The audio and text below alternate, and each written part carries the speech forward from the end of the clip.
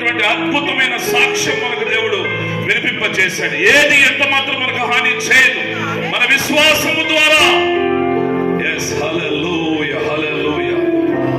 అబ్బా తండ్రి నీకేనయ్యా రాజాని భవనములో రేయి పగలు వేచి ఉందును, నిన్ను స్తుతించి ఆరాధింతును, నా చింతలో మరచెదను